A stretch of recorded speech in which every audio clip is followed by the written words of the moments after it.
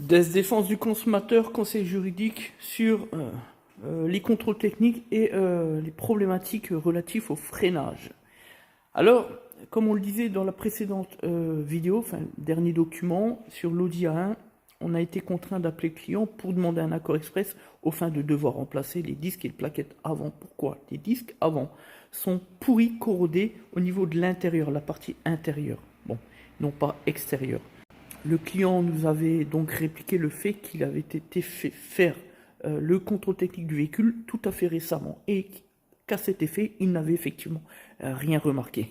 Je ne dirai pas plus sur l'incompétence, comme toujours, des centres de contrôle technique. Nous, on le voit tous les jours. On l'a déjà expliqué maintes et maintes fois depuis plusieurs années déjà au sein de la chaîne qui est la nôtre sur YouTube. Donc là, on vient de déposer les plaquettes. Ici, vous avez effectivement le disque. On ne voit pas grand-chose. Par contre, lorsqu'on passe à l'intérieur, on voit qu'on est margé ici en termes de rouille. C'est pas bon du tout pour l'efficacité des freins.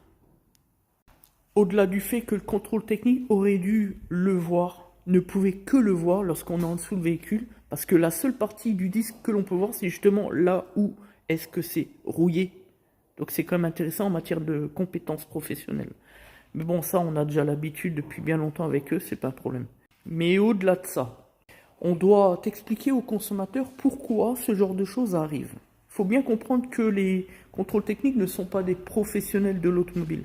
Ils répondent aux besoins de l'administration française. C'est ça, un contrôle technique. Et que, s'agissant de la question du freinage, les deux éléments qui vont absolument vérifier, qui est obligatoire, question de sécurité, c'est ça à quoi sert le contrôle technique finalement. Ça va être le taux de freinage, les forces roue par roue, puis entre essieux.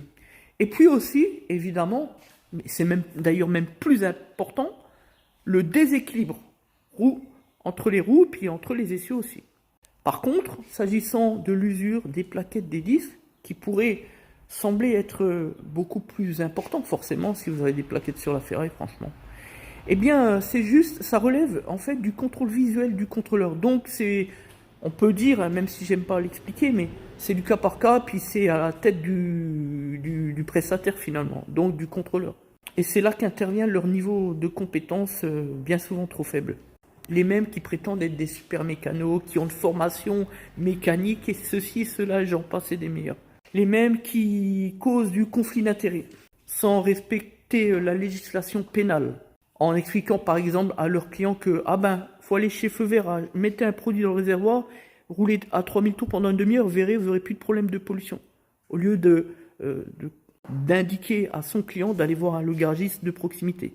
Et je vous parle